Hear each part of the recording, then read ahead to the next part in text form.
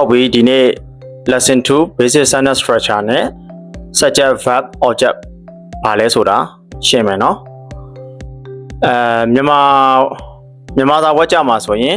ငါစာအုပ်တုပ်ဖတ်တယ်ပေါ့နော်အဲ့ဒါဆိုရင်ငါသည် subject စာအုပ်တုပ်သည် object ဖတ်တယ်သည် verb ဟုတ်ပြီနော်English sentence structure မှာကြတော့ I'm subject read verb a book object structure နည်းနည်းကွဲမယ်နော်မြန်မာကြတော့ SOV English ကြတော့ SVO အဲ့တော့ဒီကကျွန်တော်တို့ English စာသင်မှာဖြစ်တဲ့အတွက်ကျွန်တော်တို့မှတ်ထားမှာ subject verb object เนาะဒီကောင်ကို main မှတ်ထားမယ်ပြီးသွားရင်ဒီ subject verb object ဘာတွေလဲဆိုတာကျွန်တော်ဆက်ပြီးရှင်းမယ်ဟုတ်ပြီเนาะSUBJCT subject ပြီးရင်ဒီကောင်ကိုအတူကောက်ကျွန်တော်တို့ S လို့ပဲအမြဲတမ်းသုံးမယ်เนาะနောက်ဗီဒီယိုတွေကြာရင်ဒီ subject ဒီဝါကြတစ်ကြောင်းမှာပြုလုပ်တဲ့သူเนาะပြုလုပ်တဲ့သူเนาะဝါကြတစ်ကြောင်းမှာ action လုပ်လိုက်တဲ့သူเนาะ who makes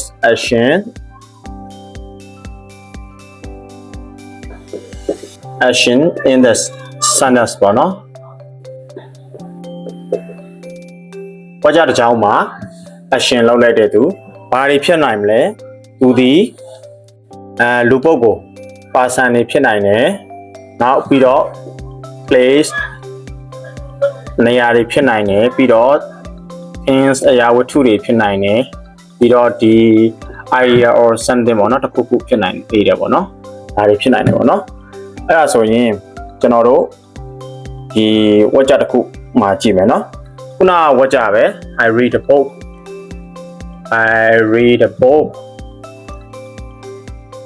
အမှ I ဒီလုံးဝ subject နော်သူကစာအုပ်တုပ်ကိုဖတ်တာ action လုပ်လိုက်တယ်ဘာ action လုပ်လိုက်လဲဆိုတော့ဖတ်တယ်ဆိုတဲ့ action ကိုလုပ်လိုက်တယ်နော်အဲ့တော့ဒီ I ကျွန်ုပ်ဒီ subject ဟုတ်ပြီနော်ဒါဆိုရင်ကျွန်တော်တို့ subject အကြောင်းသိမယ်ကျွန်တော်တို့ထပ်ပြီးတော့ verb အကြောင်းသွားမယ်နော်verb ဒီဘာမြန်မာလိုဆိုရင်တော့ကရိယာပေါ့ဗျာနော်ကရိယာခုနကတော့ပြုလုပ်တဲ့သူပေါ့ action လုပ်တဲ့သူနော်ခုကရိယာမှာဆိုရင်သူကဘာကိုပြလဲဆိုတော့ခုန subject လုပ်လိုက်တဲ့ action ကိုပြတာနော် action ကိုပြတယ်ဘယ်လို action တွေလဲဘယ်လို action တွေရှိမလဲဆိုရင်ဒီ physical action ရှိမယ် physical action ရှိမယ်ပြီးရင်နောက်mental action ရှိမယ်နော်physical or mental verbs တွေပေါ့နော်အဲ့ verbs တွေရှိမယ်as ပါမယ်နော်ရှိမယ်ပြီးရင်ဒီ linking verbs တွေရှိမယ်နောက်တစ်ခုက helping verb helping or ဒီ auxiliary လို့ခေါ်ရနော် HILIERY auxiliary verbs တွေရှိမယ်လောလောဆယ်ကတော့ဒီဘယ်လို verbs တွေရှိလဲပဲတစ်ချက်မှတ်ထားပြီเนาะကျွန်တော်နောက်ဗီဒီယိုတွေမှာထပ်ပြီးတော့ verb အကြောင်းကိုတည်တံ့ထပ်ရှင်းပြမယ်เนาะအဲ့တော့သူ့ရဲ့အဓိကဒီ action ကိုပြတယ်เนาะဒီ verb ရဲ့အလုပ်ကသူဘာလုပ်လိုက်လဲဆိုတာကိုပြတယ်ဟုတ်ပြီเนาะဒီ sentence တစ်ခုမှာเนาะ in the sentence တစ်ခုမှာဝါကြတစ်ခုမှာဒီဘာလုပ်တယ်ဆိုတဲ့ action ကိုပြတာအဲ့ဒါဒီ verb ဟုတ်ပြီเนาะဟုတ်ပြီအဲ့ဒါကျွန်တော်တို့ object အကြောင်းပြောမယ်เนาะ objectကို O လို့ကျွန်တော်တို့နောက်ပိုင်းသုံးမယ်เนาะ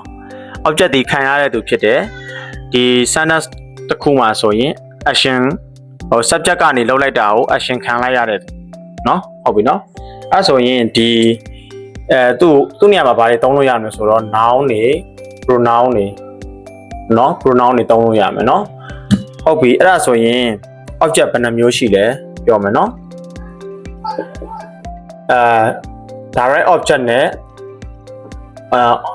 obj လို့လည်းခေါ်ရနော် O လို့လည်းခေါ် obj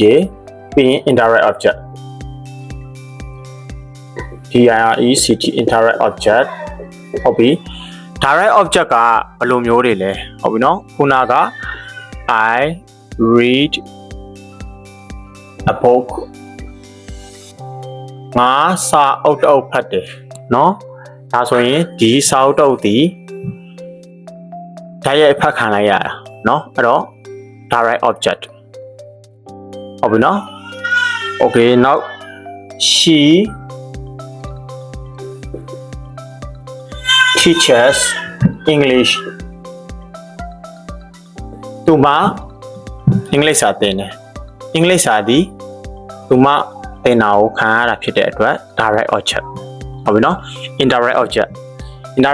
ကဘာတွေဖြစ်မလဲ example တစ်ခုနှစ်ခုပေးမယ်နော် okay he gave me a book ဟုတ်ပြီနော်ဒီမှာ me ဒီ indirect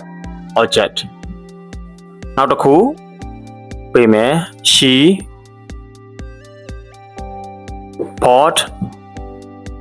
she bought her a friend a gift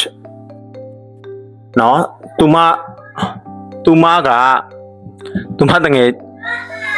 တငယ်ညလက်ဆောင်တစ်ခုဝယ်လာတယ်ပေါ့နော်လက်ဆောင်တစ်ခုဝယ်ခဲ့တယ်ပေါ့နော်အဲ့တော့ဒီနေရာမှာ her friend ဒီ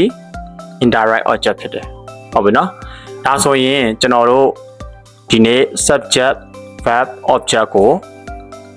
နားလည်သွားမယ်လို့ထင်ပါတယ်နောက်ဗီဒီယိုတွေမှာထပ်တွေ့မယ်နော်